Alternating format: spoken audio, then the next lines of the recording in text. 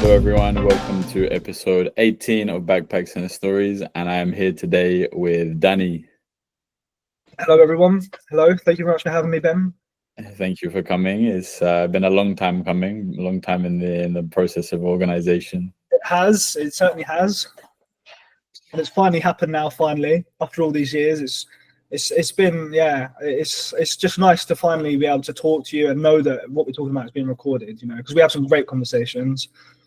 We do. You are one of my oldest friends. You know, we got to know each other a long day in school in Hemel Hempstead and in form when we were 11 years old. Yeah, we go way back. Yeah, it's been a long time, isn't it?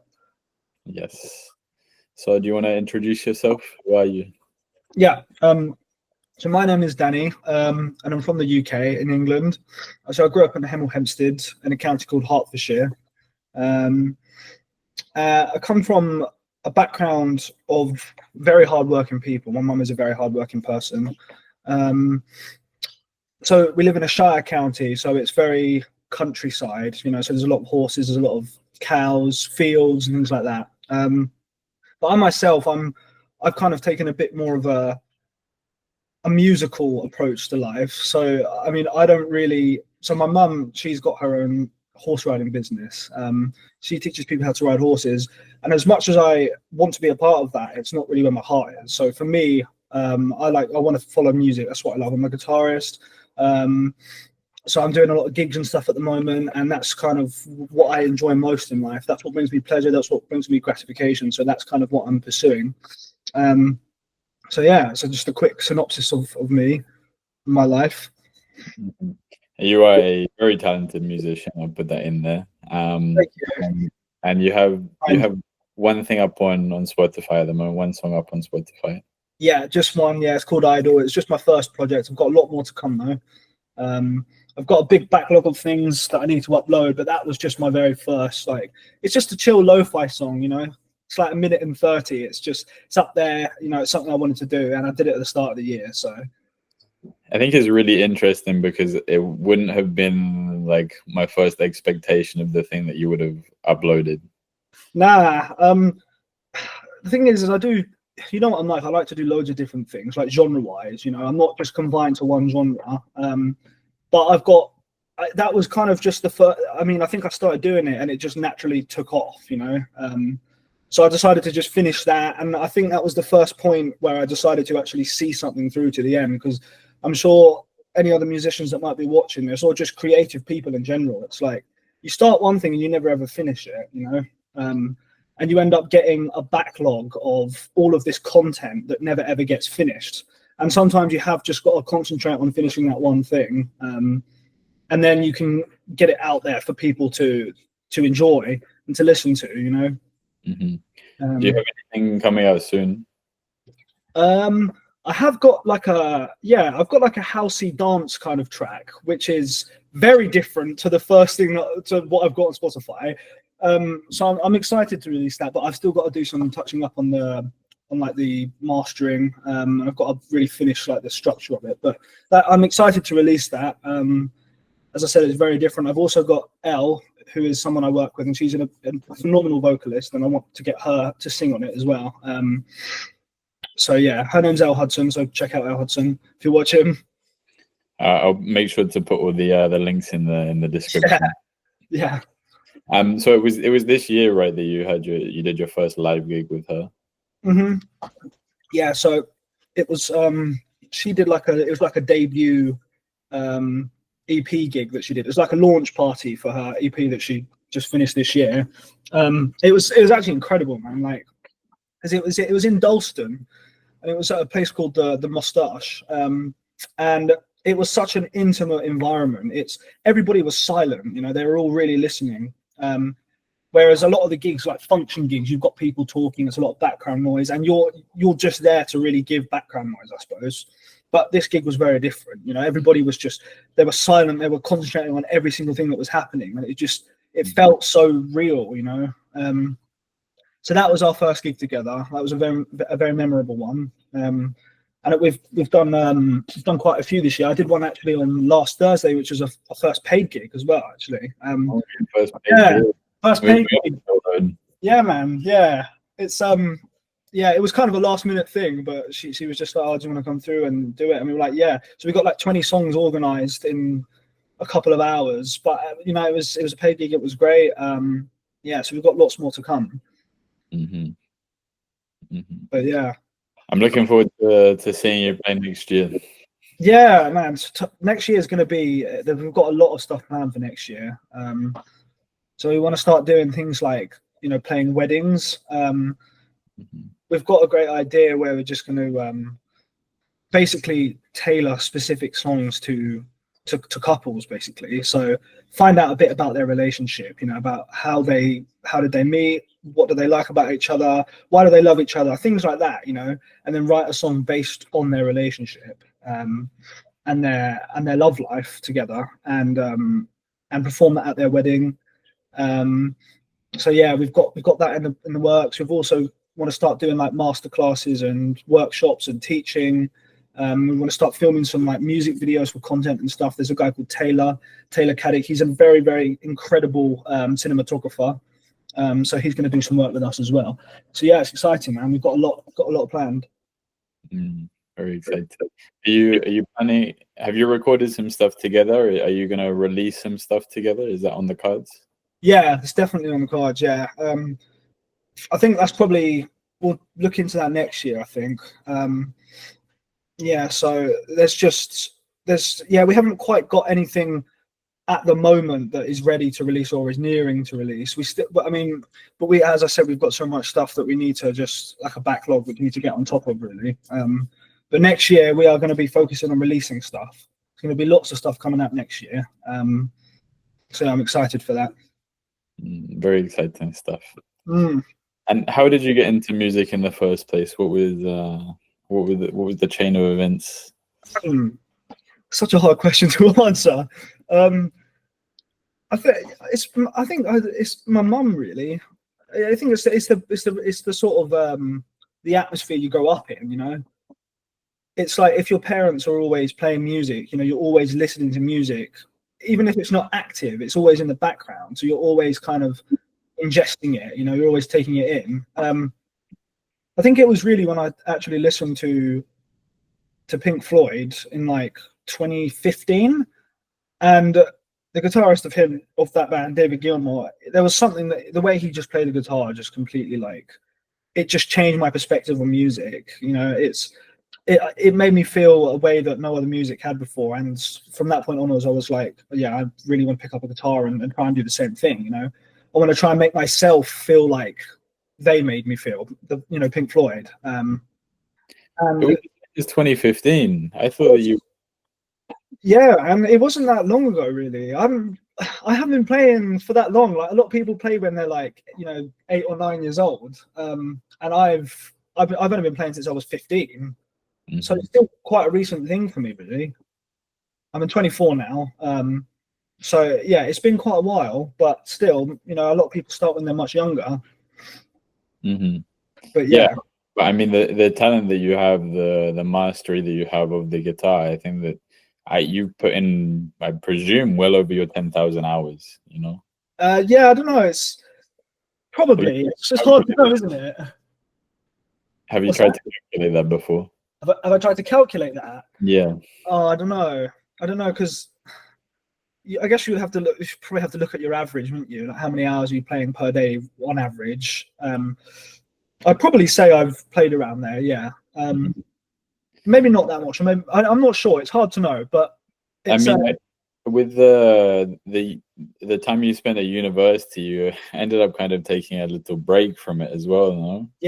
Yeah, that's a big thing. That's one of my big lessons that I learned, and it's that if you enjoy something, or you love to do something, going to university and being made to do it is like compulsory, can give you a big burnout, and it's like when you're doing something because you have to do it as opposed to because you want to do it, that can affect your enthusiasm and your aspiration towards that subject. Because I've always loved music, and I'd never felt this way before. And I went to uni for a year, and by the end of that year, I was so burnt out. I did not touch my guitar for about 6 months. I wasn't really listening to that much music either.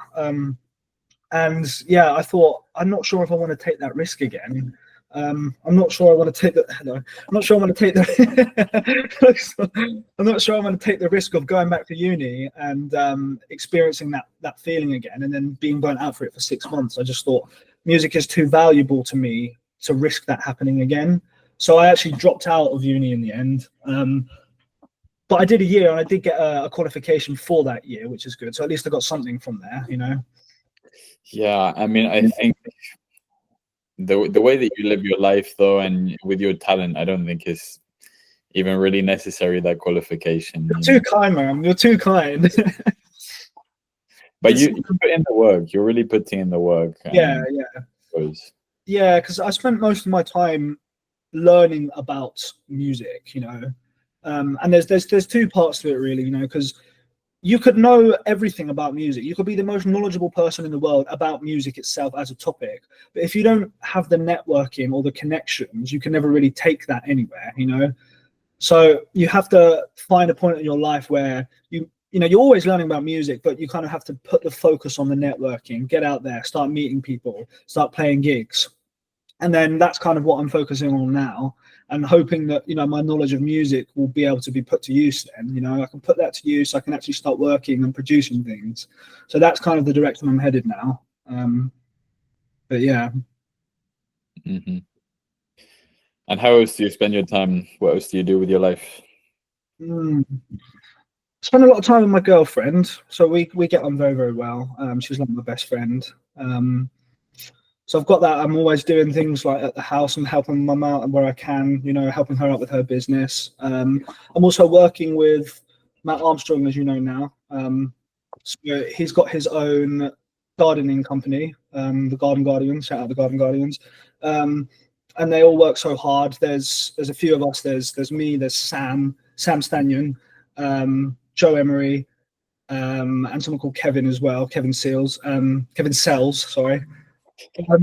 But yeah, we all work very hard. So I've been doing that since April now. So it's been quite a while. It's December now, so time has flown. So I've learned a lot about. That's a different world, you know. So it's obviously not very musical. It's completely different. But I've learned a hell of a lot about gardening and just plants and just how to look after them, how to care for them. So it's just a way to kind of supplement me to follow what I love, you know. So it's a way to earn some money, help out a friend. I'm learning about a different industry, and that way I can earn some money to follow my passion, you know. So yeah, work is taking up. I'm working about 3 days a week at the moment, so I've still got another 2 days to focus on music. So it's a nice balance I've got at the moment. Yeah, you have the best of both worlds. Yeah, exactly. Yeah, I'm fortunate. I'm very lucky that I'm able to work 3 days a week. Because a lot of people, obviously, they have to work 5 days a week, and a lot of them have to work weekends as well. But having that balance where I've got 3 days to work and then another 2 days to just do musical content and whatnot, you know, that's really helpful. Mm-hmm. Do you have any specific aspirations in the music world? Like, are there people that you would love to one day play with, meet, or record with? Like, your wildest dreams? Yeah, of course. Yeah, it's just there's just so many people out there, so many talented musicians. There's just, you know, the possibilities are endless, really. I really love Fred again. He is like, he's blown up recently in the past couple of years. And you know, he's very housey. He's got a housey background, but to play guitar on some of his tracks would be amazing. Just trying to think of what other people there are, because there's so many people out there, producers and guitarists and just musicians in general. Well, my favorite band is obviously Pink Floyd, but they're obviously, I mean, they're all in their late 70s now, so I don't know if that would ever happen. What's that? Sorry. Never say never. Never say never. You never know what's around the corner. You know, like, you know, with social media, you can literally put a post up and it can get seen. So I put up a post. That's it. There's another incredibly talented musician called Leve. She's Icelandic, and she's very jazzy. You know, her music is very jazzy. And I did a cover of one of her songs on guitar. she actually commented and reposted the video on my TikTok. So she's, this is what I mean, through the power of the internet and TikTok and social media, you can, these dreams that you have can come true. It's a great way of facilitating it. But yeah, to play some music with her, to help write music with her, I'm not limited to my dreams. I'm just, I'd be down to try something with everybody, and just sort of take opportunities as they come. That is my dream, really. If I get an opportunity, I'd love to take it. I'm not picky about that. So I think there is big things coming for you in the next few years, because especially as you've really stayed consistent throughout this time, and you use social media to your advantage. You're building up your own platform, you're building up your own following. So I think these things are definitely possible. Yeah. It's all about consistency at the end of the day. That's so important. And I will say that to anybody watching this podcast. It doesn't matter what you do, whether you're musical or not. If you have a pursuit that you want to follow, if you have aspirations, you have to stay consistent. And it's easier said than done. Don't get me wrong. It is hard to stay consistent, but that is what will yield results. You have to be patient. You have to be determined. You have to be resilient, because it's not about how long you can keep going for. It's about if you stop and you take a break, that you come back stronger the next time. If you get knocked down, you get up and you carry on going. It's quite cliche, but it's very true. And the most successful people, a lot of them have really struggled. Like they've had their times where they felt like this is what they're doing is pointless and they just want to give up. But it's the fact that they've come back and they've tossed the coin again.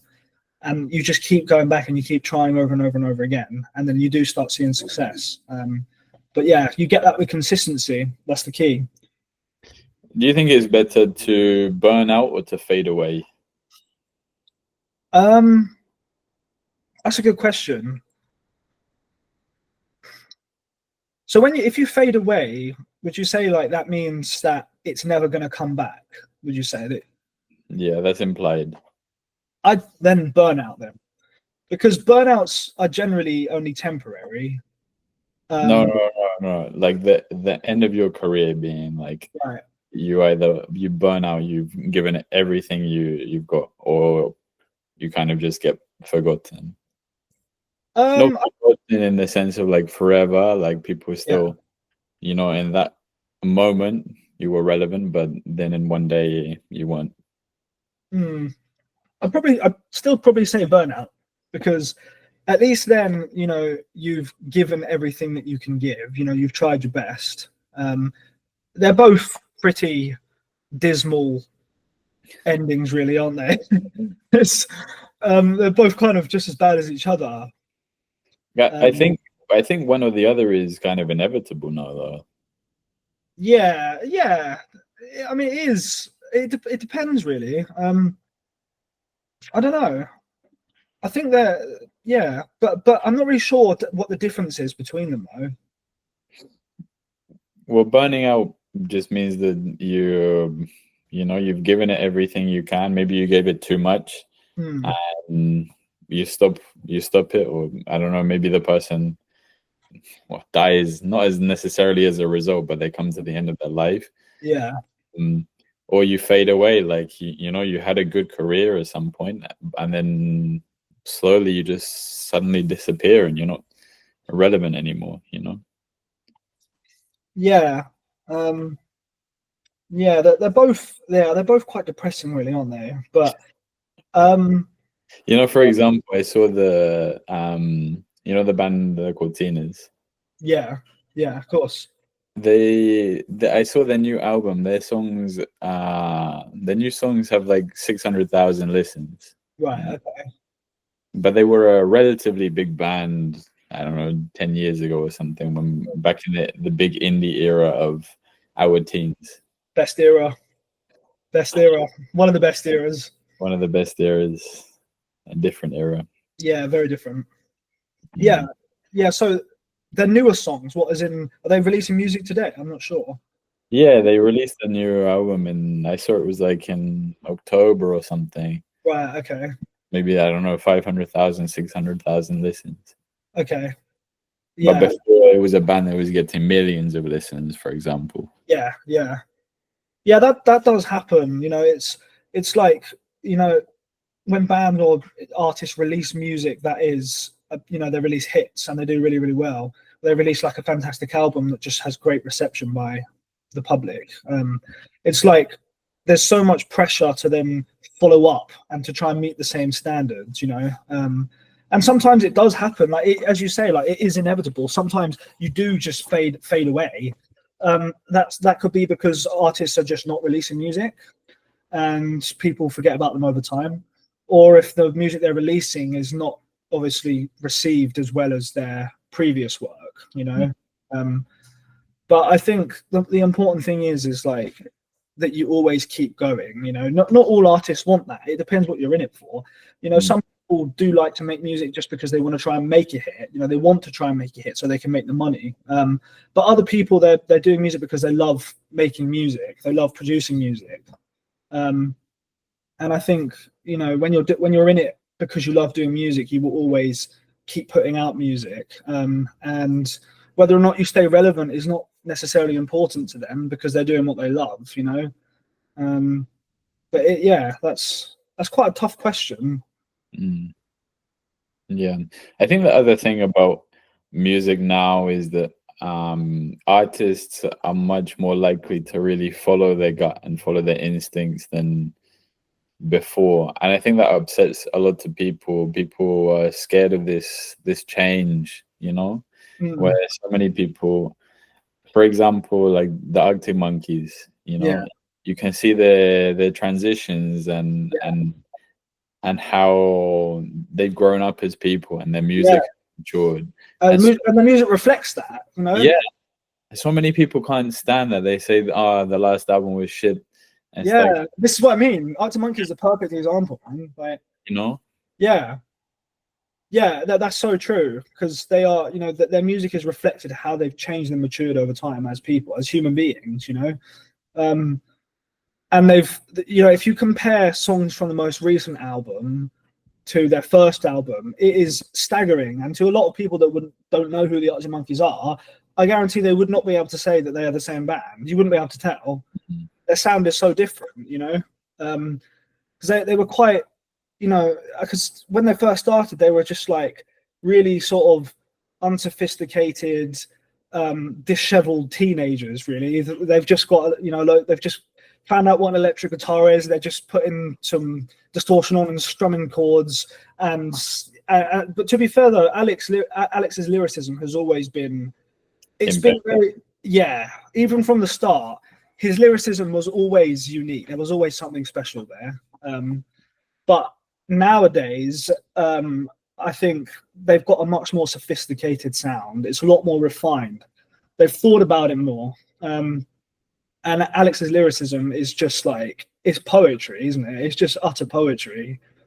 It's it's like, when I listen to his music, I'm like, why did I not think of that? Why did I would have loved to have written that song.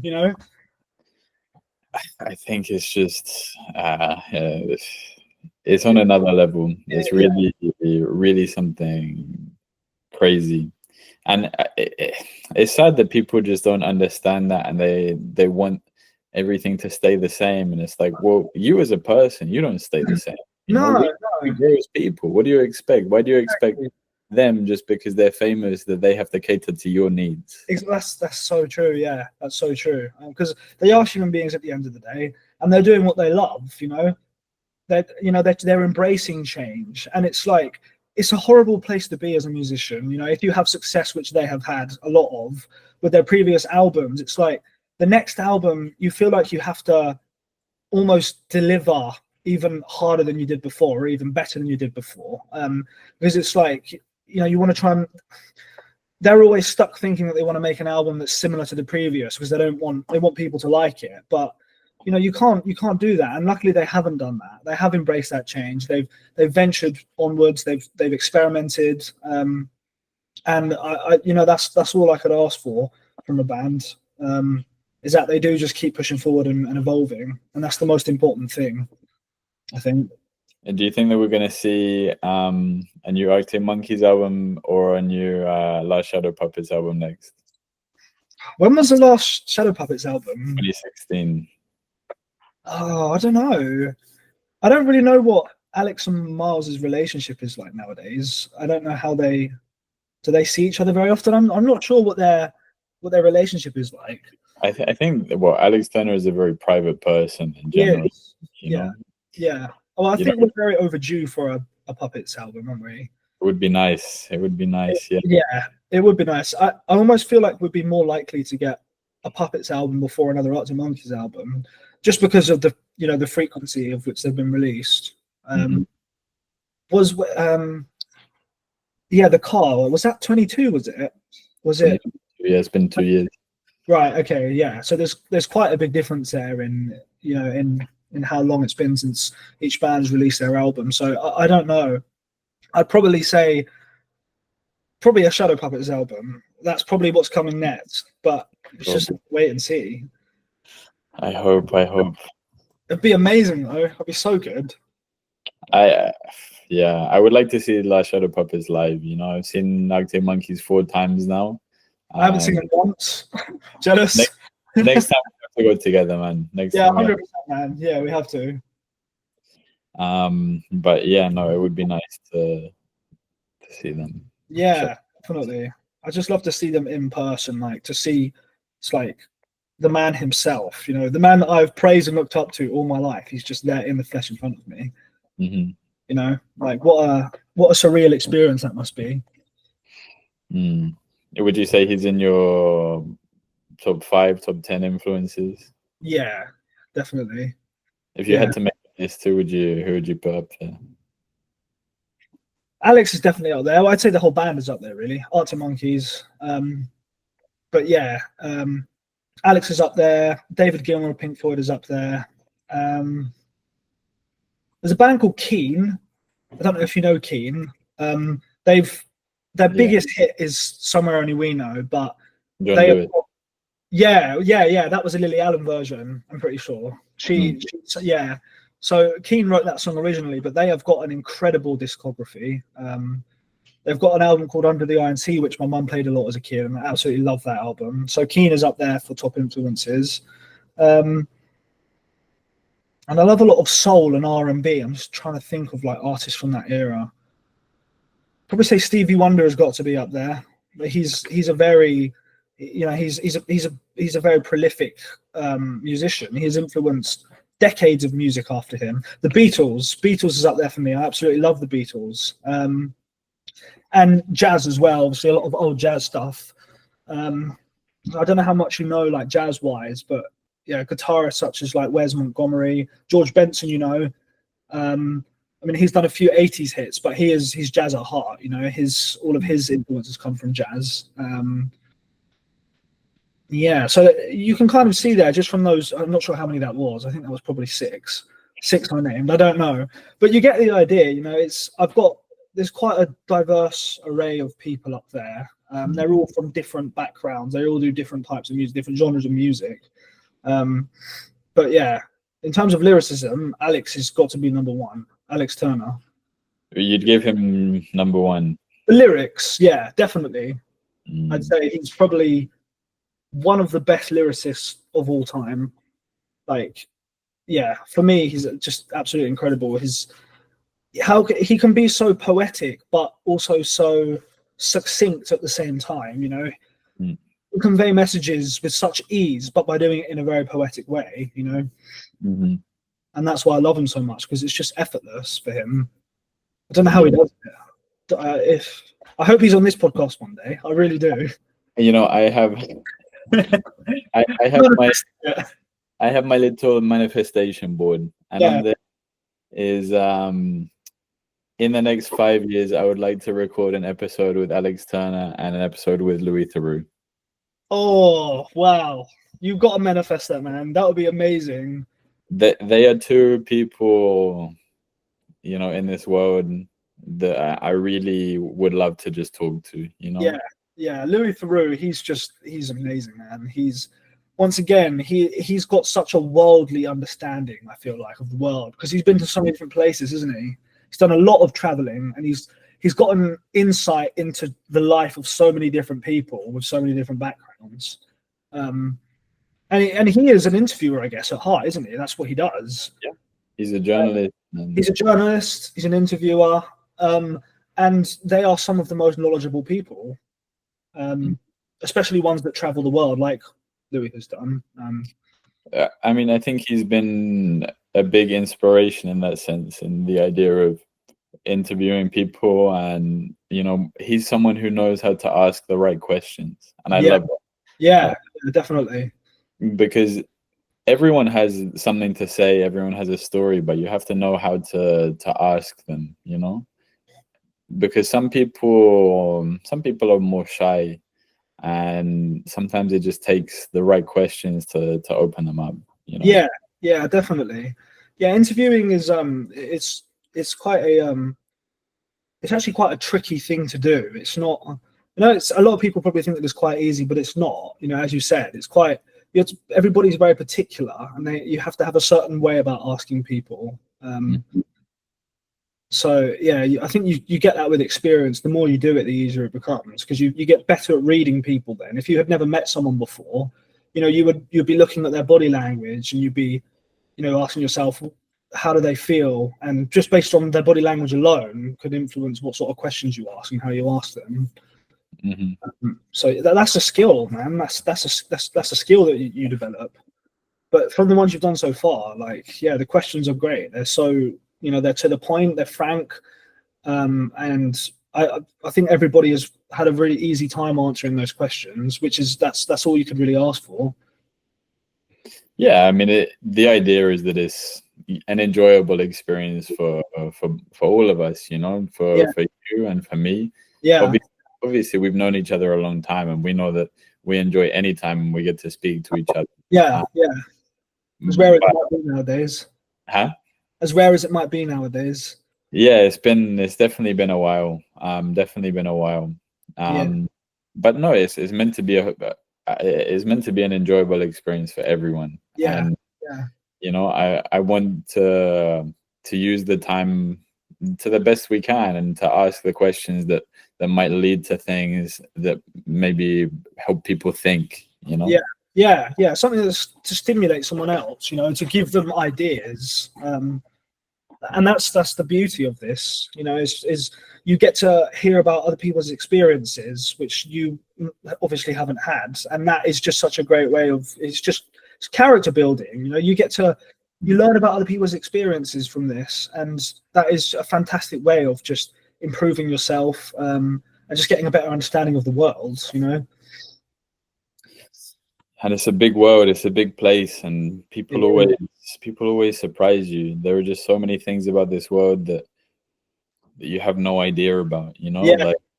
And you never will, and that's just there. You've got to understand that. I mean, you can't know everything, but there are just some things that you can't find on the internet. There's just some information that you will only find out about when you go there to a place and you speak to people and stuff. Yeah. And and the thing, there is information that is on the internet that you would never ever think to look up, and it's just, it's been there in front of you the whole time. But unless someone redirects you there, or someone is able to, induce you to look at that information, you would never ever know about it. And talking to people and listening to podcasts, that's the sort of stuff that helps you to find that information or that new knowledge. It opens the door a little bit, that's for sure. Yeah, for sure. Do you have any stories from the music world that you might be able to share like that? I don't know. There's so many stories, man. I'm just trying to think of memorable ones. Because it's all just, when it happens, it's all just kind of a big blur, isn't it? It all just kind of happens in one go. We had the gig we had the other night. It was a great gig, but we were doing Christmas tunes. It's a kind of funny. It's a funny story, but we were doing jazzy Christmas tunes. That was kind of the vibe we were going for. And we took a break, so we had a 45-minute set. We took a break, and then they started playing at the venue. They started playing like really loud party music, and obviously that's not as a big contrast to what we were doing. And yeah, we were just like, oh, I don't know if we could go back in there and like, you know, change the vibe again, because everybody's there, they're having a great time, they're dancing. We don't want to bring down the vibe to, you know, relaxing, jazzy background music as such. And at the same time, Murder on the Dance Floor was playing, and then, you know, and the lyrics are like, you better not kill the vibe, and we're like, oh no, this is a sign we just cannot go back on there and play what we've just been playing, because everyone, it's just going to bring the vibe down so much. Everybody was so drunk and they were just like having a great time. So we ended up speaking to the organizers. We said, we're really sorry, but we don't know if we can go back on and play another set, because they're so upbeat and lively right now because of the music that's playing.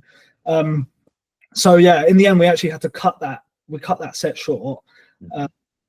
So yeah, we did a 45-minute set and then we finished it there. But it's just, you know, there's a prime example. So sometimes things don't always go your way, you know. But that's not going to stop me from my next gig, you know. That's just, I mean, it was a last minute thing for us anyway, because they had the band that they had coming in before cancelled, so they asked us to come in and fill in last minute. So, you know, we did say to them that's what we're about, you know. We're jazz, we're slow, we're background. So it's probably not going to be like upbeat party music, which might have been what they were expecting. But, you know, we still had a great set anyway. It was a great gig. And people really appreciated us, you know. They came up to us and they said how much they loved what we were doing. So yeah. Are there any venues that you'd like to play? Maybe that's an easier question than The Albert Hall. The Albert Hall. Yeah, the Albert Hall. Yeah, it's a dream. Yeah, like, have you been there before? I don't think so. It is like, the acoustics there are absolutely insane. Like, they're incredible. Have you been? Yeah, I haven't. Yeah, obviously haven't played, but I've been there quite a few times. Play there. I'd love to play there. That is my dream. Yeah, I've been there a few times, but you know, you get there and the acoustics are just so imposing. You know, like there's almost, you don't really need a really strong amplification system there. You know, you don't need to turn it up all the way. It's just enough to kind of project the volume out, and the acoustics will help deliver the rest of it to the audience. But it's such a wide and open space, and it's just incredible. And the building itself, I don't even know how old it is. It's centuries old, thousands of years old. I don't know when it was built, but yeah, it's a phenomenal venue, and I'd love to play it there. I'd love to play it. I'd love to play there and just get a feeling for what it's like, you know, being on stage and playing in front of all those people, because it's an auditorium, so it's all tiered seating. So you've got people that obviously it goes up in tiers and they go all the way up to the top, and it's just, you know, you have this sea of faces just looking at you. So that's definitely a dream of mine, to play there. That's what I'm going to start manifesting on my manifesting board, or my manifestation board. So I don't have one, actually. No, I don't. It's not a board. Well, I don't know. It's not a board, but it's just more of like a server I've got in my Discord, where I've got things that I want to accomplish. You know, dreams, short-term goals, long-term goals, all sorts of goals that I try and look at every day, just to remind myself what it is that I'm trying to accomplish. Mm-hmm. Do you feel like you're quite an organized person? I try to be. Yeah. I have structure in my life. I do have structure. There are times where, you know, life gets a bit messy, but I think that's the same for everybody, you know. But I like to try and break down my day. I like to try and organize, you know, what it is that I'm trying to do in a day. Mm-hmm. But yeah, it's hard I think it's quite hard to find success without organization. You have to have some sort of structure in your life, because how are you supposed to sort of like make progress, you know, like tangible progress that you can actually quantify, if you don't structure it, you know? So yeah, I try to be organized. I try to, Mm, but yeah. The other question I wanted to ask was, because you mentioned house music quite a few times, that seems to be quite a new thing for you. How did you get into house yeah, music recently? it's just calypso, man. I started with calypso. It's just calypso's a tune. What a great song. Um, Nah, I mean, yeah, that is a tune. That is a great song. I love that song. But I think I don't know. Randomly, there's an artist called Tentendo, and he's incredible. Like I think it's just like a play on words on Nintendo. So he, instead of 9, it's 10. You know, Tentendo. But Okay. his music is just like it's just amazing. Like the production work is so good. Beyond house music, just everybody getting up and dancing on a technical level, it is very, very interesting. And that's kind of propelled me more into the world of like production, learning about production. But yeah, like he's incredible. So I love a lot of his stuff. Fred again, I've mentioned, he's an incredible producer. And I'd love to start. I mean, as I said, I've got a housey track that I'm planning to release. So I have got into that quite a lot recently. I've got lots of like housey ideas that I need to really polish and finish up. But yeah, it's definitely a more recent thing. I think this year really is. I only picked it up. It's fascinating to me because I know a few years ago I would have said, "Oh, I hate house music. I don't listen to that," But we go back to that what we were talking about before about people changing. People do change. What you like, your likes and dislikes, they change over time. And here I am now, saying how much I love house music, and I'm actually planning to release my own house music. It's crazy, man. They reckon until you're. I remember hearing or reading something that if you don't like a music genre by the time you're 28, you probably never will. So we still have a few more years to do our investigation stage of the music genres that we don't know or don't like.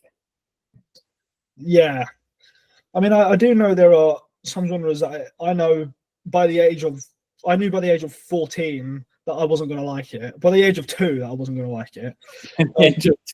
By the age of 2, like screamo, black metal, that sort of stuff. It's just not. It's not for me, man. It's I'm not. with you there. I'm with you there. Yeah, I just. But yeah, that's an interesting.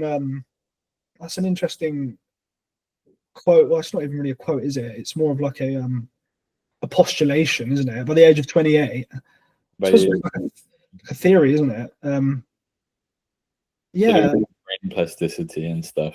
yeah. Because I think that's pretty much. Well, I thought it finalized around 25, but maybe it's a bit later. They've started saying now there's probably more like 30. That I mean, the thing is, our brains never really stop developing. So No, I think no. it was badly phrased in the first place. But I think what they were referring to is now more likely, like this serious developmental things still go on until you're 30, 35. Yeah, From the yeah, age of 35, like I don't know, the friends that I have from who are 35, 40, that kind of age, you can really see the difference that they're a lot more stubborn in their ways. Not all of them, but a lot yeah, of them. Yeah.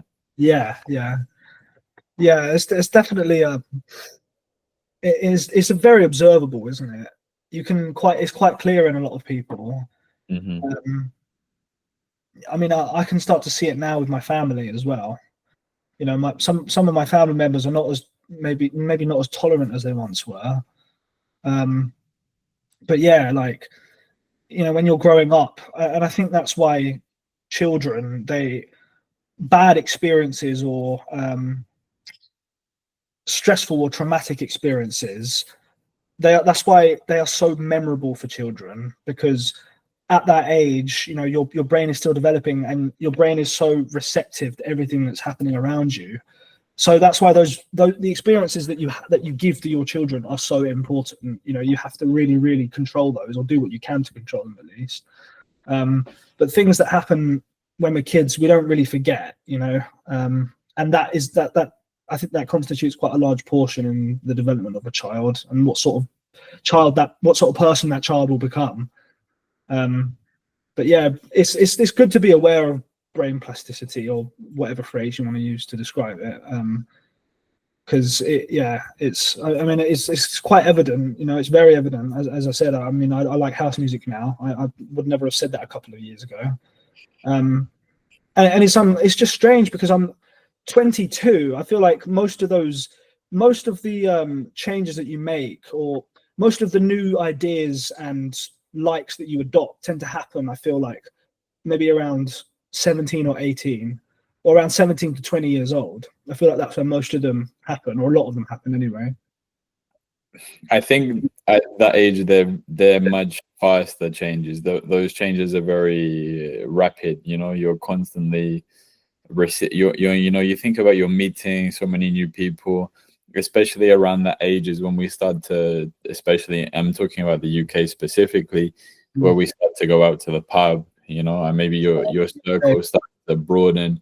You're going to a job, you're meeting more people, there's more influence in your life in general, you know? Yeah. I think at that point as well, it's like you leave school, you get yourself into a work routine. You know, it's working 5 days a week. Weekends, you've got to, you know, go to the pub or whatever, UK culture, chill. And I think once you kind of get into that routine, for a lot of people, nothing really changes, you know? And maybe that is probably why people don't adopt new ideas, or they don't adopt new habits, because they're in the same routine all the time. And that's why traveling is great for that, because you're not in routine when you're traveling. You know, there is no routine when you're traveling around. There might be temporary routine, you know, like if you're living in a place for a few months or whatever, you know, you might adopt a routine there, but that doesn't last for long when you move or when you travel to somewhere new, and that keeps you on your toes all the time, you know. But that has its pros and its cons, you know, because I think there are parts of the routine which are very important to maintain, but like you say, extremely difficult to maintain when you're traveling. Like taking care of oneself when they're traveling, for me, it's incredibly difficult. You know, like I'm not always eating healthy. You know, I'm not necessarily doing much exercise. Like when I'm traveling, I'm more just kind of going with the flow, and going with the flow means putting those things to the side. And that's not how it should be. Fundamentally, there should definitely be a big element of keeping active and still eating healthy, preparing some of my own food. So it comes with both sides, you know. Yeah. It's interesting because, you know, I don't really have an awful lot of experience in traveling, strangely enough, but, you know, I still have my opinions on the little that I have experienced. But yeah, it's interesting because, you know, you've got a lot of traveling experience, a lot more than I have, you know, so it's interesting to see how our views and our opinions, you know, whether they conflict and how they interact with each other. But yeah, like looking after yourself, like, is that just in general, you mean? It's like, you know, like eating healthy, exercising, self-care, just general self-care. Yeah, because I think there's a lot of interruptions to the routine, whether that be you know, going to bed at 2, 4, 5 a.m. and then waking up at, I don't know, 7 to midday, or having to take the bus, sleeping on the bus, getting really bad sleep like that.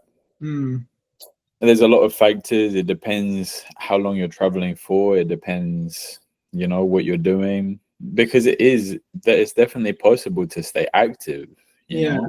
Yeah. I have lots of friends who still love to go swimming, or they love to go play football when they're traveling. They still keep themselves busy.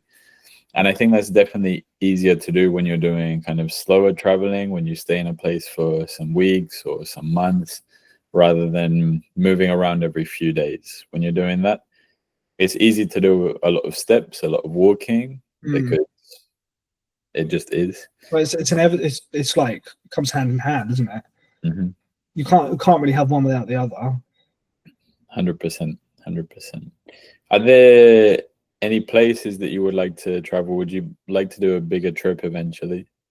Yeah, definitely. I'd actually love to go to Southeast Asia. Um, so I'd really like to go to. I'd like to go to Thailand.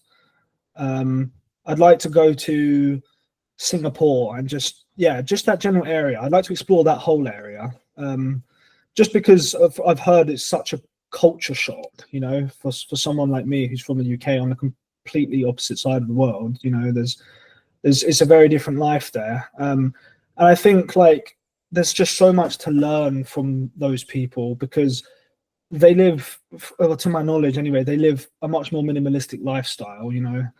They're able to sort of be on a different plane of happiness. They're able to be a lot happier than we are, despite the fact that they might not have all of these luxuries and indulgences that we have. They're still happier, and I just feel like that's such a valuable lesson that you can learn. And spending some time there would help you kind of realize that and hopefully adopt it into your own life.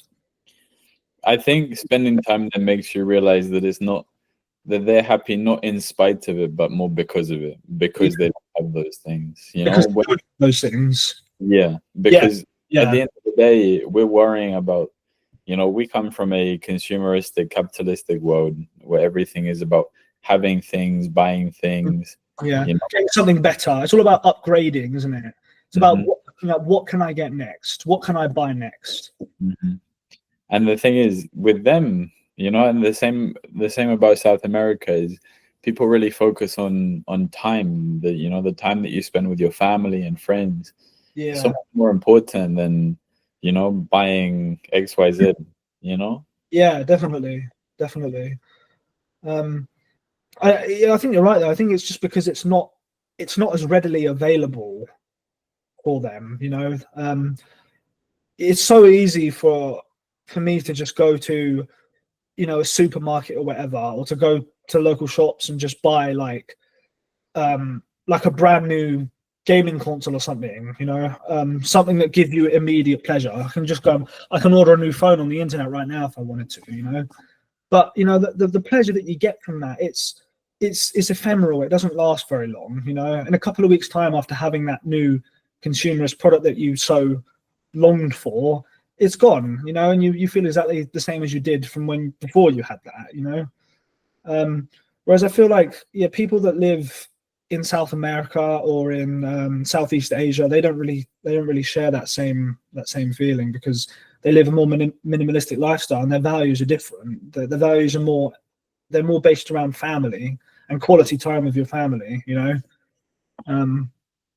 it's a shame because I don't really think that those values, there's just, our values are so different, and that's why I'd like to go there, because I want to see those values for myself and I want to try and learn from them as such. So I think it's a really important experience. I think everyone should at least try. Everyone should at least try for a couple of weeks, a month, a few months. And, I understand that life isn't for everyone to do that for forever. But I think it's really important that people give it a go. Oh, yeah, definitely. 100%. It's like saying, you can't say you don't like it unless you've tried it,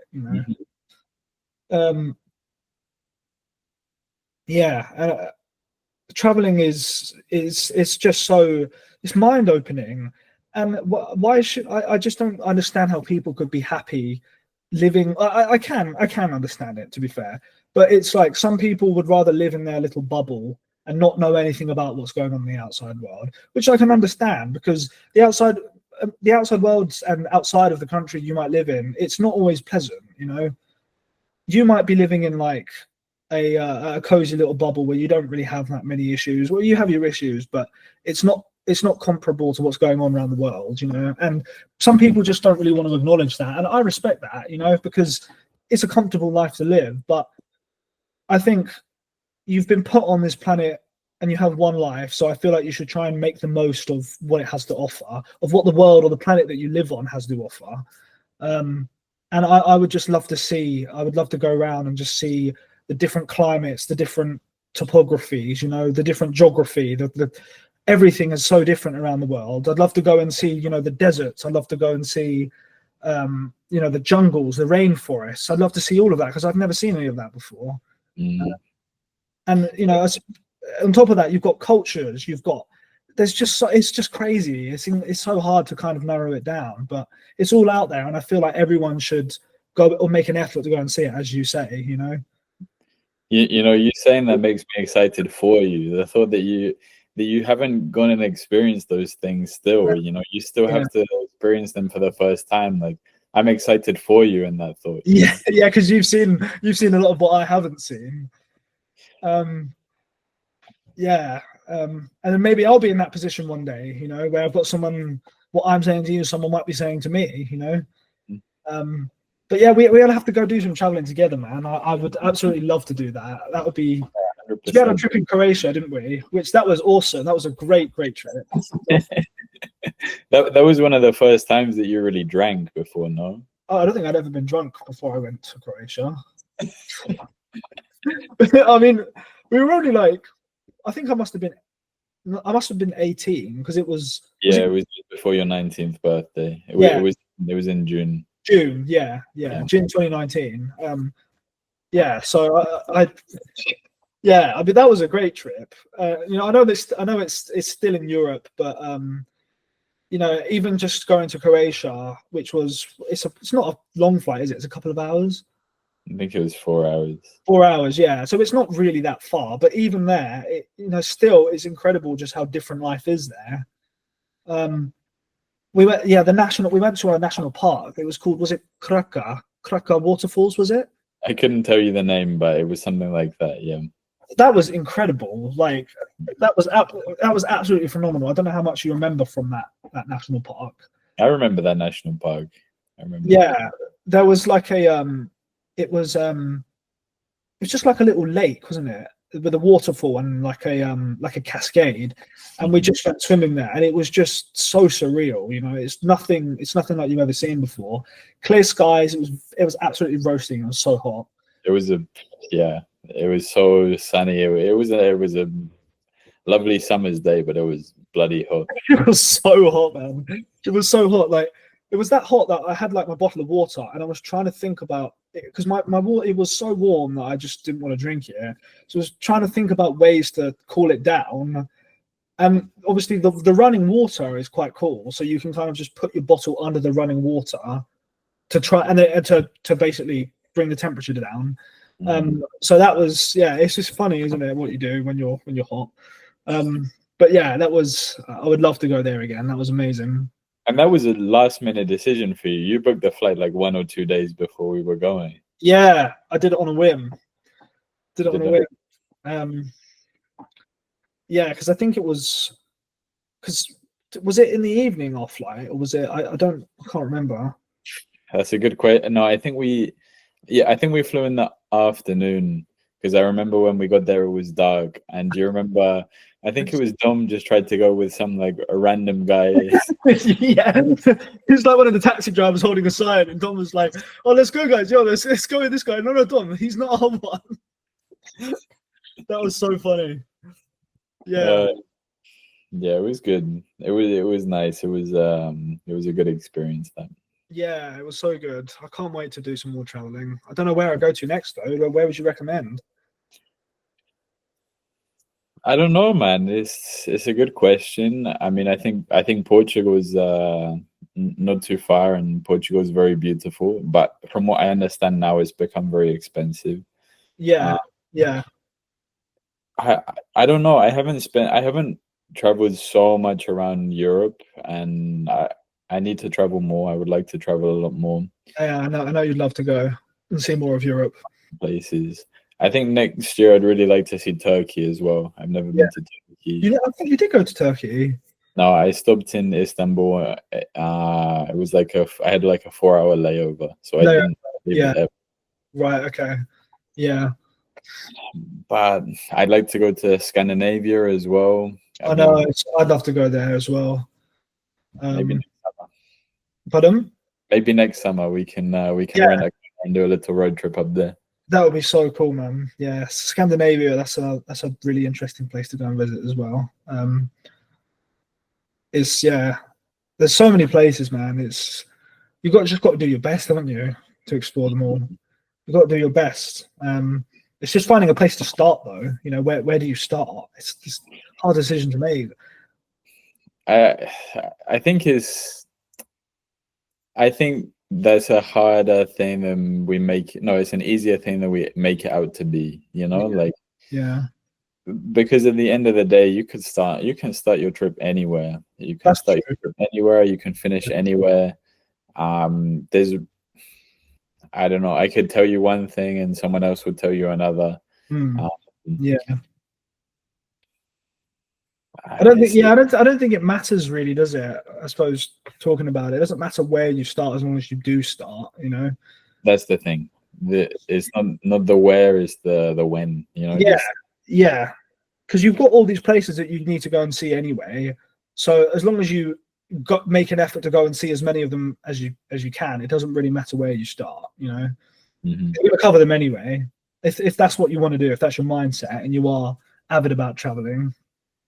Yeah, the route doesn't really matter so much. You know, there's Yeah. still so many places that I want to go. I had different ideas for the routes that I wanted to take, and things happen. You meet people, plans change. You know, I didn't expect that I didn't expect that I would get to Canada when I did last year. Hmm. And I didn't necessarily expect that I would come here to Montreal. You Yeah. know, Yeah. Yeah. anything can happen. Anything can happen. Yeah. Yeah. For sure. You just got to keep all that in mind. Anything can happen. Anything can change at any minute. Where's your favorite place that you visited so far in your life? Favorite place that I visited. Hmm. It's a hard one. I haven't really been to that many places, to be fair. Just trying to think of where I've been. I mean, went to America when I was very young, and I've been to Croatia, been to Spain, and I've got some of my family over in Ireland as well. I mean, Ireland's a really beautiful place, believe it or not. You go there quite often, no? I Or try to you? go there. We try to go every year, but because my grandma lives over there. But Ireland it's such a beautiful place. You know, there's a lot of, I wouldn't say it's not as metropolitan as England or as the UK. You know, it's not as built up. There's more countryside there, and there are places. There's like a mountain there. Just try to remember the name of it. But you can go up there, and the air. Yeah, Ireland. yeah. No, let me try and find the name of it. Yeah, the highest peak in Ireland is like 600 meters. I mean, it is a mountain, but it's not the tallest one there. It's like a hill. It's quite tall. It's I hate to break it to you, Danny, but that's not very tall. well, not in comparison to like a proper mountain, you know. Wait, hello, Ben. Oh, Hello. you still Still here. I'm still here.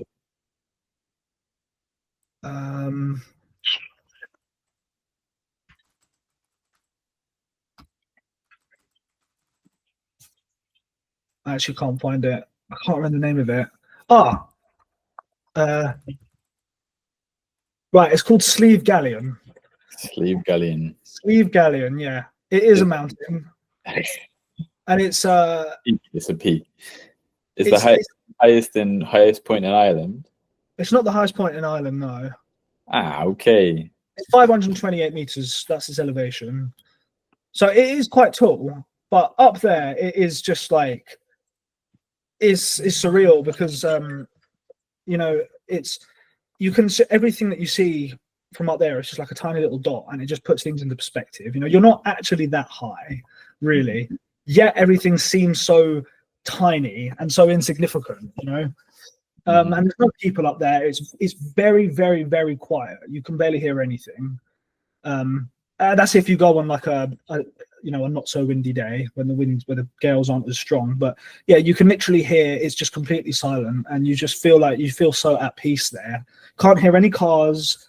There's just it's completely silent, and I went there last year, and that was a really beautiful place. You know, you could just sort of go up there and just be at peace with yourself. So yeah, that's a really beautiful place I've been to. And I'd probably say the national park in Croatia. That was a stunning place as well. As I say, I'm quite limited in, you know, places I've been to. So the countries you visited are the US, Ireland, Spain, Yeah, Croatia, and the UK, obviously. yeah. I think I've been to Wales as well. And yeah, obviously, of course, because it's part of the same island. It's, you know, there are obviously a lot of similarities in geographical features, but Wales is home to some of the most beautiful places as well. There's some gorgeous places there. That once again, they've got loads of waterfalls, and yeah, it's stunning. It's absolutely stunning. So I would love to go there. So are there any other places in Europe that you specifically want to visit? I'd like to go to I'd like to go to Czech Republic. I'd like to go to Prague. I think a lot of these places are they're popular tourist destinations, you know. Yeah, Prague I'd like to go to. I'd like to go to Germany as well. I'd like to just go and sort of see the places that a lot of people do go and see. I'd like to go to Berlin. I'd like to go to Frankfurt. And there's also one church. So there's a church in Germany. I actually forget the name of it, but they're basically they're playing this song, okay? And I'm not quite sure how they do it, but this song that they're playing at this church it goes on for something like 600 years. Something. Yeah. So the song goes on for 600 years, right? So the organ that I think they're using an organ for it, but the organ is always playing this music, obviously, because it's not going to be done until for another 600 or so years. But yeah, there's a church in Germany somewhere, and it's just a random musical interest, you know. I just like to just go there just to see what it's all about. Does this mean every, I don't know, they take shifts and then every 8 hours someone new comes on or something? Well, that's a good question. I'm not sure if they've got like actual people doing it, or if they've got like a computer doing it. I'm not sure. I'd like to think that it's real people, that they do have, you know, they have that 8 hour shifts, 8 hours playing the same thing, playing the piece of music, 8 hours straight, and then another guy comes in. Unbroken for however many years. Yeah, without making a mistake. But how does a 600-year-old a piece of music that runs for 600 hours, how does that get written? I don't understand. I don't know. I like to think that there's not like that much. I like to think that there's a lot of continuity in it, a lot of repetition, you know. I'm not sure how. It's just I'll be quite pretentious, I'll be honest. I think it's quite pretentious, really. But yeah, you know, the music, the piece of music hasn't been written. It's been written to last 600 years long. That was the purpose of it. You know, they weren't writing it and then they wrote so much that they discovered, oh wow, I've actually written a piece of music that's going to take 600 years to play. You know, that the goal was to write a piece of music that lasts for 600 years. So how interesting that piece of music is, I don't know, but I'd like to go and find out, and you know, and see how they're getting on, see how many years they got left. How many years you got left, mate? I'm just gonna stand there, just looking at my watch, saying, "Sorry, mate, are you gonna be done anytime soon?" Yeah. Trying to think of what other places there are to see. There's just so much, and it's like we're on the spot when you're trying to think of where do you want to go. It's actually quite hard because there's so many places out there. Yeah, it's easier if you actually go and look them up, you know, and just see. Yeah. So what are some of your favorite places that you'd recommend to go and see in Europe or in the world? Just in the world. It's even hard, it's probably even harder for you because you've seen more than I have. I mean, I will always jump to Buenos Aires in Argentina. Yeah. I think it's just such a cultural city.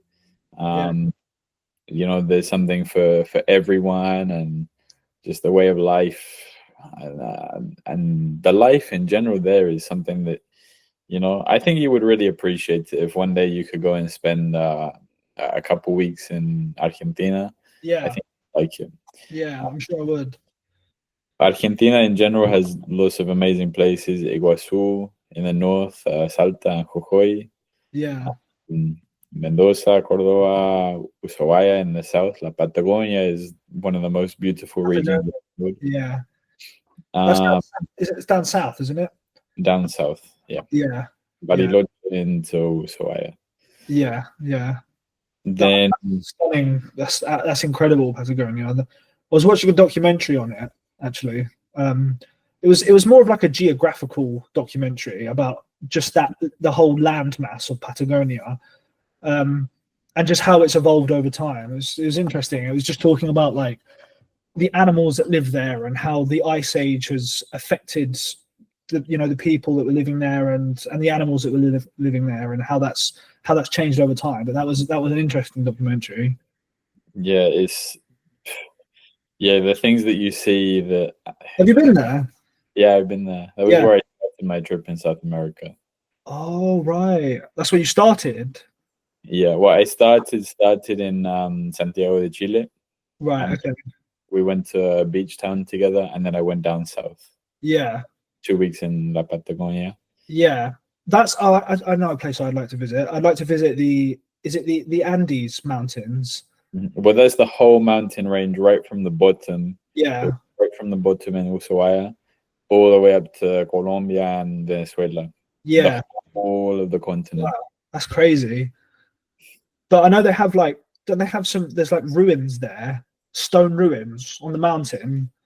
Wow, I mean, That might not narrow it down very but much. the thing is, the mountain range is not like, just a one No, big mountain that you see going up, like isn't it? hundreds of mountains, Yeah. uh, and it goes for so long. And you think probably what you're referring to is the Incan Empire, Yeah. Yeah. The Inca Indians. Yeah.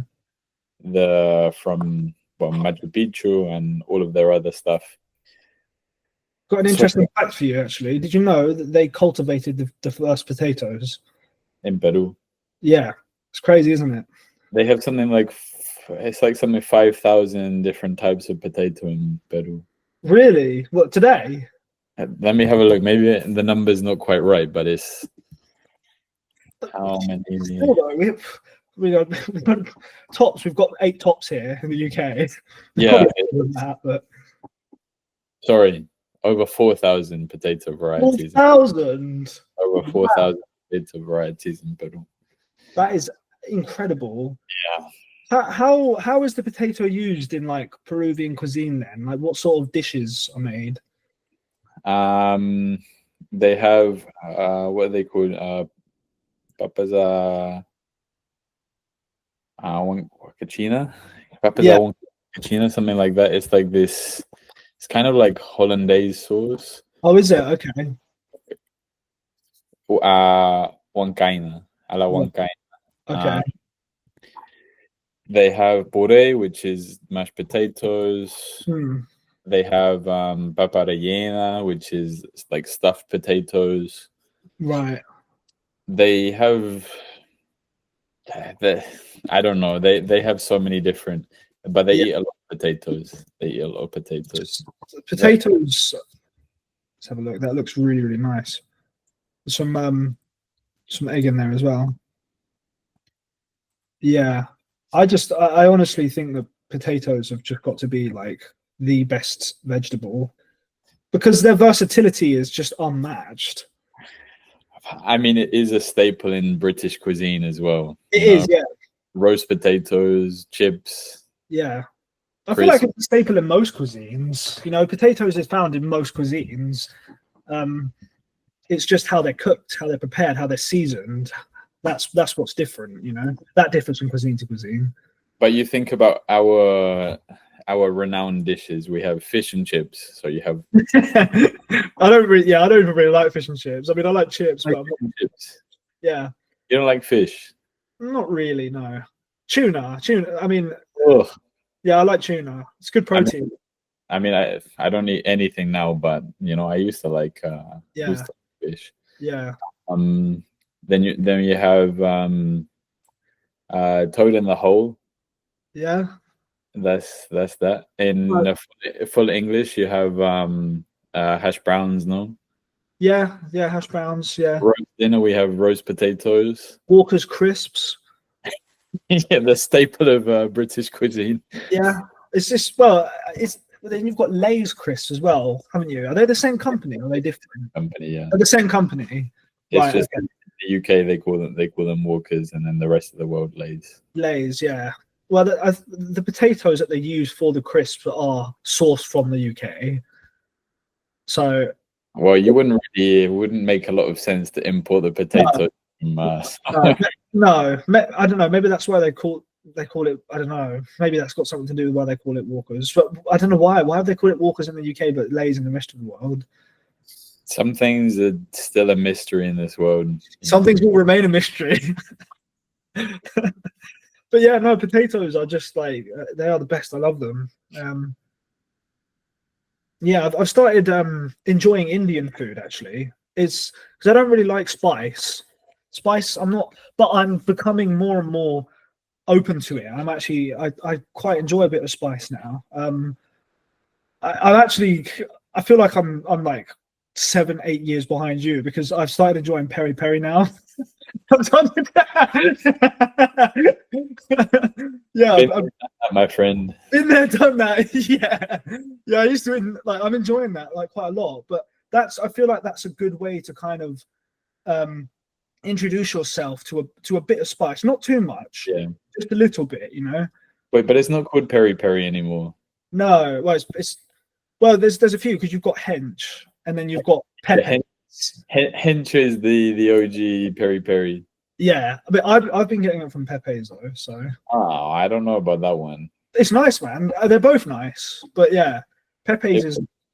If they have some vegan chicken, then next time I'll try. I'm not sure. They have definitely got quite a versatile menu though. They've got a lot, quite a varied menu. But yeah, like and yeah, Indian food as well. You know, I mean, as I said, I'm quite limited in what I have tried. But I would never ever have had an Indian probably for like a couple of years ago. A couple of years ago, I've never really interested me, but I tried a korma, a vegetable korma, and that was really really nice. And then I tried a masala, and that was really nice. And yeah, having Bombay potatoes and sagaloo, that's really nice. And there was and I think from my background anyway, it's spices have always been kind of like a negative. You know, they've been too. I think when people think about spice, they think about hot. You know, when you mention spice, you think about hot food, but spices are a lot more than that. They're not just hot spices. There's so many different types of spices. You know. Yeah, exactly. It's just flavor. It's not necessarily how hot the food is, but it's about flavor. And that was what one of the waiters there told me, and that kind of opened my mind to, you know, the possibilities that you've got to flavoring food. You can just do so much with it. I mean, I think that's this thing in, you know, us Brits, we are not very adventurous. You know, even the most adventurous when it comes to taste still is relatively limited, especially in our small towns. We have options, you know. You have the options of out the Chinese and Indian adaptations for the British town. Well, that's just it. They're adaptations, though. That's it. So they're not like an authentic representation of what that cuisine is actually like. They're tailored to British tastes, so they're dulled down, you know, if you like. And that's the thing. I also didn't use the like you know, the Indian cuisine that they have in the UK. Yeah. But I think that was just, I don't like the tailored dishes that they have there. And I think it was also, and maybe to do with the meat as well, like having tried, you know, all these veggie dishes, these vegetable curries, like wow, the flavor they do, the spices that they do, it's really another world. Yeah. I mean, trying like having the same dish in England or in like a curry house in England compared to like an authentic curry that's made in India, that's sourced using local ingredients, local vegetables, local meat, whatever dish you have, you know, it's going to be very, very different. unfortunately, I can't talk from experience. I've only tried the British tailored Indian food this year, actually, really. So, but yeah, like I'm just so kind of out the loop. I'm quite sheltered culturally. Bless you. Thank you. That was the first sneeze I've done on a podcast, I think. Because we're talking about spices, that's why. A whiff up my nose, yeah. Yeah. But yeah, as I said, I'd love to try something new. I'm always open to trying something new, new food. Yeah, like I'm keen to see what the insects that they have, like the cooked insects they have over in Southeast Asia, what they taste like. Have you tried them? No, I didn't. I Like mean, crickets and locusts. no, I didn't. Would And you now, try? well, no, I don't consume animals, you Oh know. yeah. I suppose so. Yeah. I know they're tiny little things, but they're still living Yeah. creatures at the end of the day. So Yeah. No, they are. I remember reading something about how like insects would be the cure for world hunger, because they're a great source of protein and they are in such abundance. did you ever see that in some place in Africa they make like these mosquito burgers where they put like 5,000 mosquitoes together into 5,000 mosquitoes in one burger. It's That's something crazy like that. What protein reckon's in that then? They're really high in protein. Oh yeah, there's got to be. Oh, I don't know. I mean, how much protein is in one single mosquito? That's a question. I'll find the video after and send it to you. But okay, yeah, that's it. That's really interesting, though. The time is past for me. You're lucky. I mean, it's a choice. It's not. It would have been interesting to try those things, but now I don't know. It's just principles that I don't want to. Yeah. I respect that. You're staying consistent with it. It all comes back to consistency. You're well into feeling the results of it now. Not just physically, but mentally. And the gratification of following that doctrine and adhering to it. That must be a good feeling. I think it was just like you said about the things that we say a few years ago. Before I went to Australia, I was eating peri peri like 2 or 3 times a week. All the time I was ordering that fucking thing. Yeah. And I said I would never be vegetarian. I would never go vegan. Yeah. And Morgan was the first person that I met who was vegan in my life. Yeah. He's an interesting character, but he comes about it at a very logical and level-headed way. Yeah. I don't necessarily agree with him on a lot of things, but I think that's one thing that he has in his life, that he was ahead of the curve. He said something, just he's going to cut out eating animals and consumption, and I used to give him shit for it, and then, because I used to have this mentality of but vegans and vegetarians are idiots, why don't they want to eat meat, blah blah blah. Yeah. And in Australia, I just started spending more time with people who didn't eat meat, and then I said, you know what, I don't need to cook with meat. And then it got to the point one time in the UK when I went back, I was incredibly stoned, and I'd ordered from Peri Peri.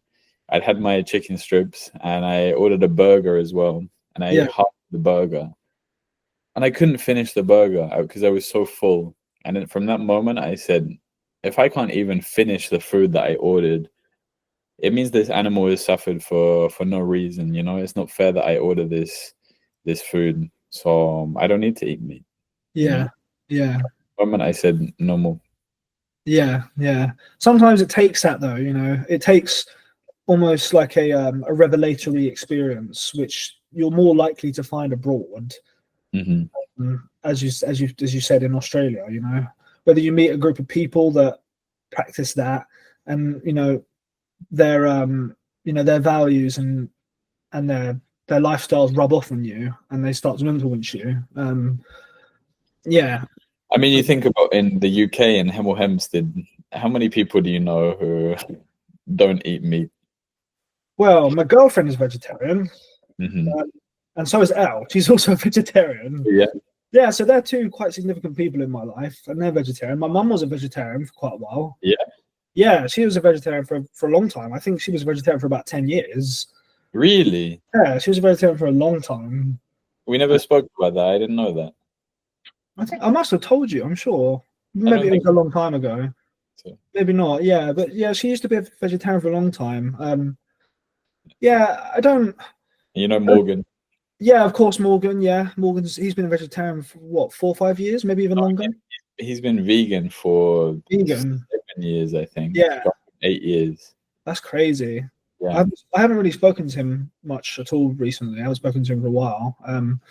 But yeah, veganism, vegetarianism, it's definitely a step in the right direction. It's like a big step, and it doesn't have to be hard, but I know a lot of people do find it hard. And I myself, like, I'll be the first to say I'm not vegetarian. I still do eat meat, but I understand that it's not morally right.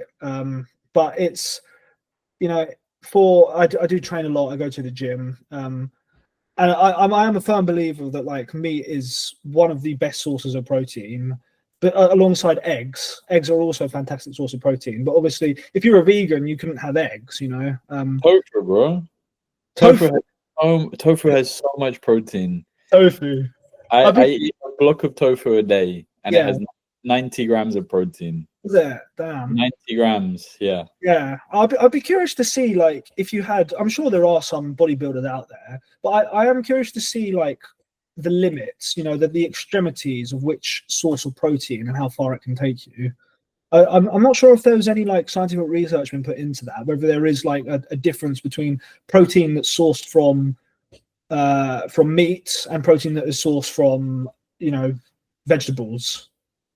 Yeah, I mean, they talk about the bioavailability of the protein from vegetables, but I don't think that is a very realistic indicator. Like I know right now I'm definitely getting more than enough protein by eating a block of tofu a day with my beans or lentils. That's so funny. I love that. Block of tofu. Do you eat it in the morning then, first thing, or?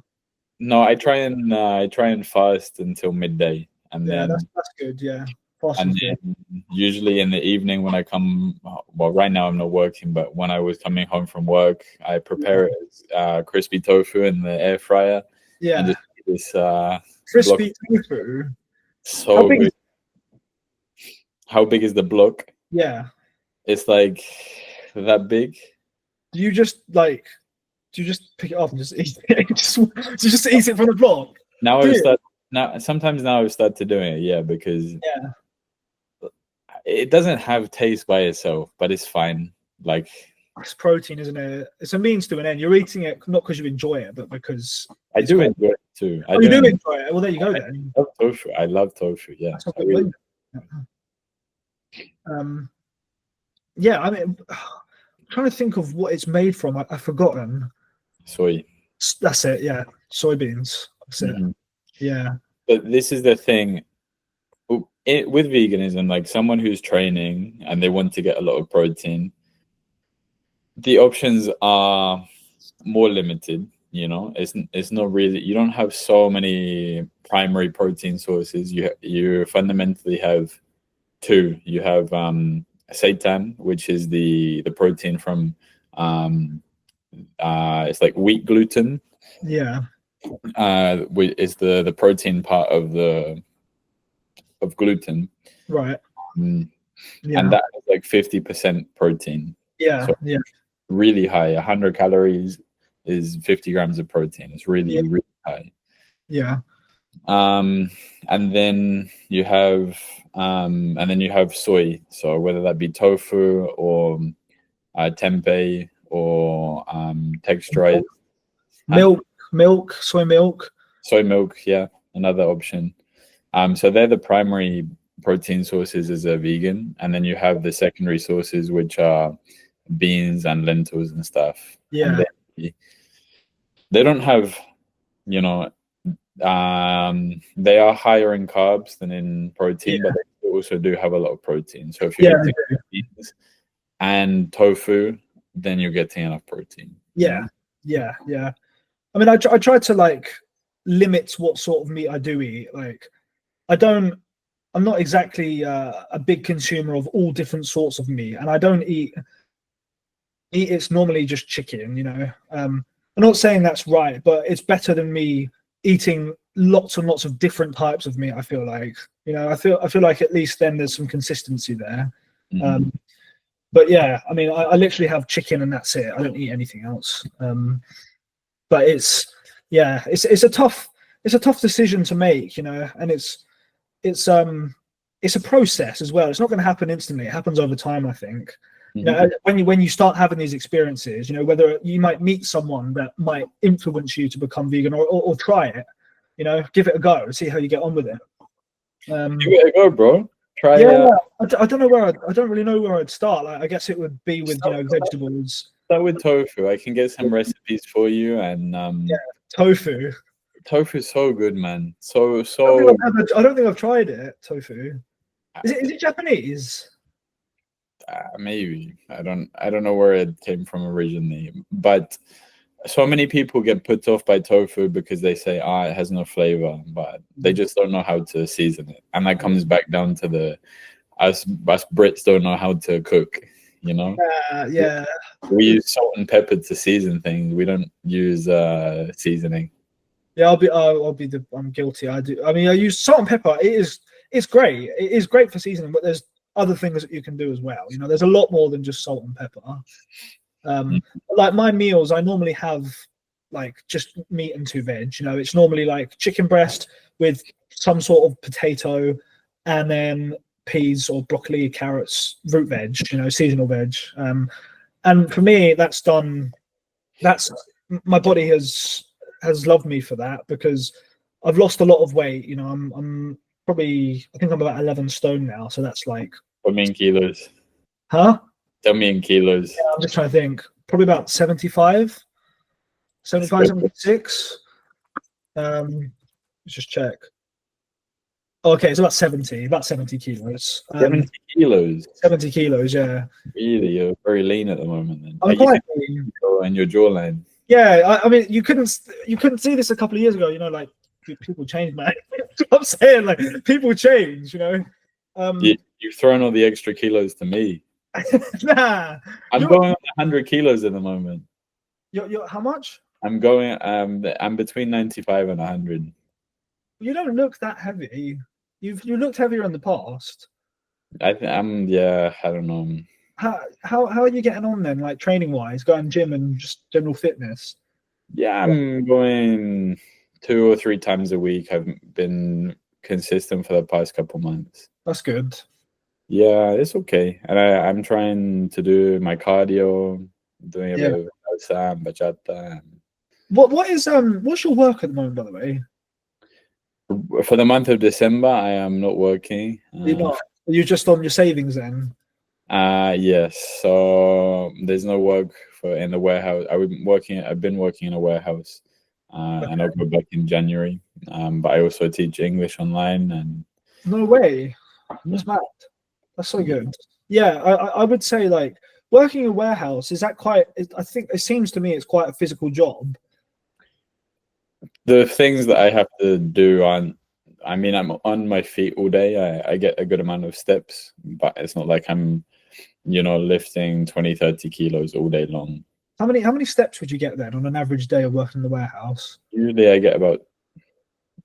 I finish the day with 12 to 15,000. That's pretty good. That's pretty good. But I've found that, like, since I've started working outside, that's when I've lost my weight. Mm-hmm. And that's only working 3 days a week. So it's not like it's 5 days a week. 3 days a week, I have lost an unbelievable amount of weight. I've lost I've lost about 10 kilos. Because I used to be 13.5 stone, and that's probably about like 84, 85 kilos. It And I just know, you.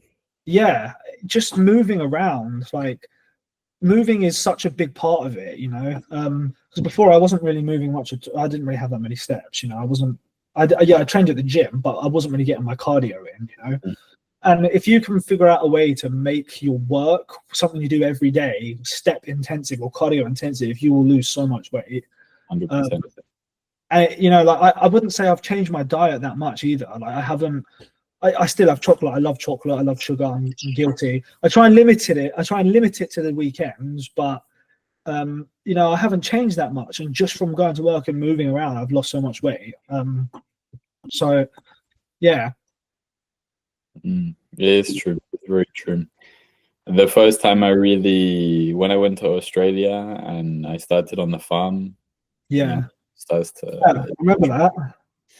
I slimmed down. I slimmed down a lot. You should try and find a way where you can incorporate that into your work. Whether that means like I don't know how. I don't know in terms of like loyalty or how long you plan to stay at this job. Whether you're like really established there or whatnot. I don't know what your plans are work wise, but if you're looking for new jobs, I would try and find one that's like quite step heavy. I know. I mean, I'm content in the warehouse. You know, I get enough. So Are you doing 5 days a week then? There, I know you're not working throughout December, but when you are working, I had been doing 2 days a week. It wasn't on my. Since September, I went down to 2 days a week. Okay. But before, yeah, I was doing 5 days a week. That's enough steps, man. Like 12 to 15K. If you're doing that every day, you're going to lose weight. Like, yeah, I was on my way, but then things changed. Yeah. I think we'll come to the end here. Before I ask you my last 3 questions, do you want to throw any more questions at me? Yeah, there are a few questions. There's lots of questions I could throw at you. I would just like to say, since like, you know, music has been a big part of this podcast, I'd like to say, what sort of music are you listening to at the moment?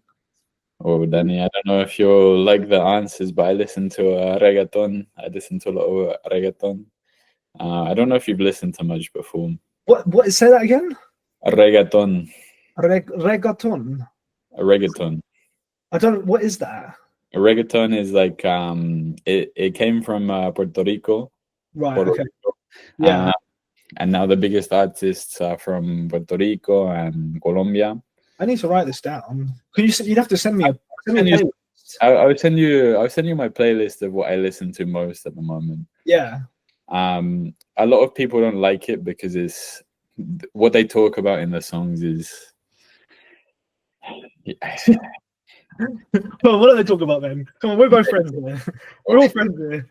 I mean, they talk about relationships and cheating and, you know, going after this girl, going after that guy. Like, it's just, it's kind of a lot of shit. And then chasing your dreams, the money, the lifestyle. It's kind of like what they talk about in rap music, you know. So quite consumerist. Quite consumerist, and very, very commercial, I guess. Yeah. Like it's popular for a reason, you know. It's Latin pop music. It's Latin pop music, yeah.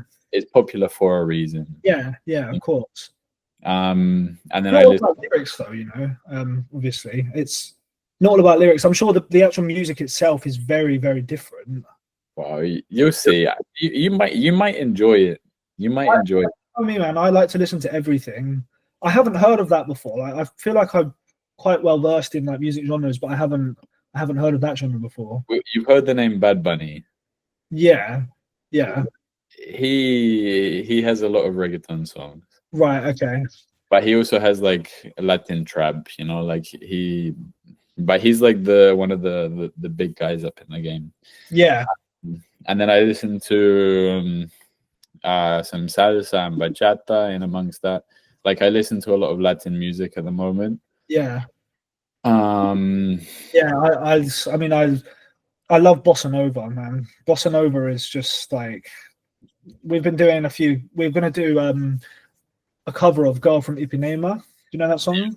More or less, yeah.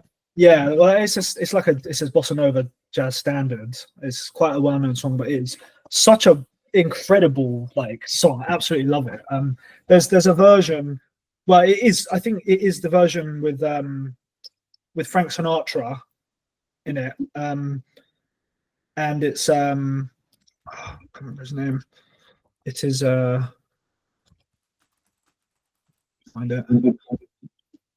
Oh yeah, it's Joe Beam. Yeah, Antonio Carlos Joe Beam. So it's Sinatra and Joe Beam, and they're doing like a duet, and they alternate in languages. So Sinatra will sing like a part of the verse in English, and then Joe will sing it in Portuguese, or the next part in Portuguese, and then it's just incredible. So yeah, I mean, I love that song. One of my favorites.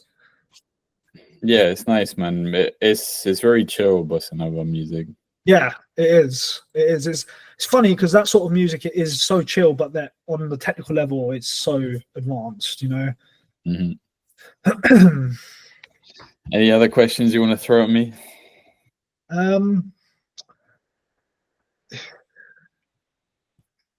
What would you say? I feel like I'm the interviewer now. I'll turn into interviewer. I will say, from traveling, what is the most valuable lesson that you've learned? I would say plans don't go to plan. Plans don't go to plan. You can make as many plans as you want, but you don't know what's going to happen tomorrow. You know, it's so easy to get carried away with one idea, but yeah, anything could happen. Anything could happen. Anything could change your plan. Yeah, that's true. That's a good lesson. Something that everyone has to learn at some point in their life. The easy hard way. The earlier, the better, man. The sooner you learn that lesson, the better. You want to throw one more at me? I suppose I might just round it off at 3. I want to say, where do you see yourself with this podcast in 5 years' time? I know what you're going to say. Well, interviewing Louis and Alex. Well, yeah. Well, I would hope to achieve that in the next 5 years. That would be. Yeah. Those are two things that I would. Those are two like real goals. You know, the point of this podcast isn't that I want to go and interview famous people. You know, I want to interview them for specific reasons. Those two, because they have been very big inspirations in my life. I have a better question then. I'd say, what question would you like to ask Alex? What would your question be? If you had one question to ask him, what would it be? One question to ask him. Yeah, just one. It's okay. You don't have to answer. That's a hard question. I guess I would have to say, I feel like I would want to ask where his favorite ever show was. His favorite ever show? Yeah, that he performed. Oh, right. Okay. Yeah. Because I think, I mean, I want to ask him hundreds of questions, but for something related to my life, you know, traveling, and I've seen him in 4 different places now. Yeah. And I would love to know where his favorite performance that he ever did was. Yeah. He's played a lot, hasn't he? Played him.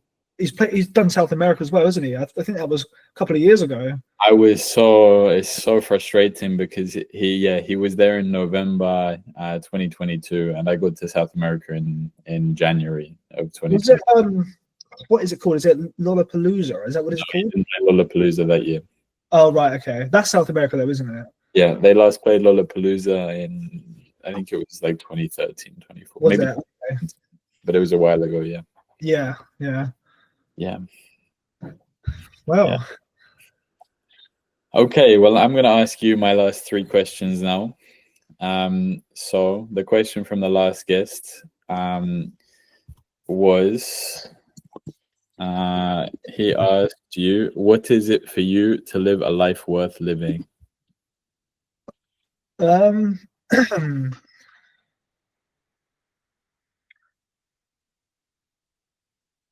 I think for me, to live a life worth living is to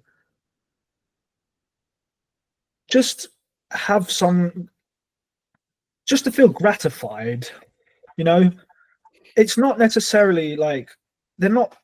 I don't have objective, goals. Like I like doing things that make me feel good. In the most simple way possible.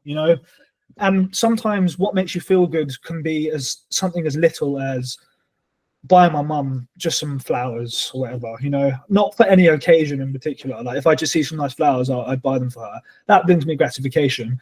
But on the same token, performing at the Royal Albert Hall could also give me gratification, But gratification comes in different, it can come from so many different things, and it can come in small amounts or it can come in big amounts. But at the end of the day, for me, I would like to have a life just full of gratification and just giving something to people. That's where I get most of it from. I like giving things to people. I like helping people. And I think that's a big reason why I love music so much, is because when I first listened to Pink Floyd or some of my favorite artists, I wanted to make people feel the way that those artists made me feel, and I just think like to be able to convey your emotions through music is just like such a powerful thing. And it's one of the best ways to kind of communicate your message. If you've got a message to tell the world, there's no better way to do that than through music. So yeah, I think it's a hard question to kind of summarize in one sentence. But I'd say, to live a life of gratification, I'd say. I think that's quite a simplistic way of putting it, but yeah. Yeah, I mean, like you said before, you could do a whole podcast episode on that one question, You could, yeah. You definitely could. What question would you like to ask the next guest? Almost tempted to ask the same question, but I won't do that. That's a cop-out answer. Yeah.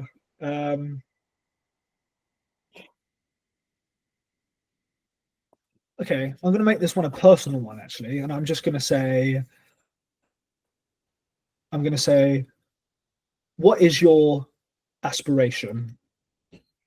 Where would you like to be? What is your goal in life? Mm-hmm. And I think that would be an interesting question, because I don't know who your next guest will be, but chances are they'll be from a different country. So I would like to get some insight in how the dreams and goals of people in a different country contrast people in the UK. Mm-hmm. So yeah, I'd like to see if they're similar or different. It would be interesting. Yeah. I don't know who it's going to be, but I have for this week who it could be. So I'm looking forward to watching the next podcast to see that answer at the end. It's a good question. Good question. And finally, what message would you like to share in your language? It is, you cannot wait for the perfect circumstances to achieve something. So in other words, the right time will never ever come. There is no right time to do something. A lot of people have this misconception that they're waiting for the stars to align, or they're waiting for the factors and the permitting circumstances to all coexist at the same time. And it just doesn't work like that. You have to make it happen yourself. There is no right time. If you want to do something, go and do it now. Don't wait. Don't wait until you feel like you're ready to do it, or you might wake up one morning and think, this is the right day, because that day will never come. That day is today. You have to go and do that in the present.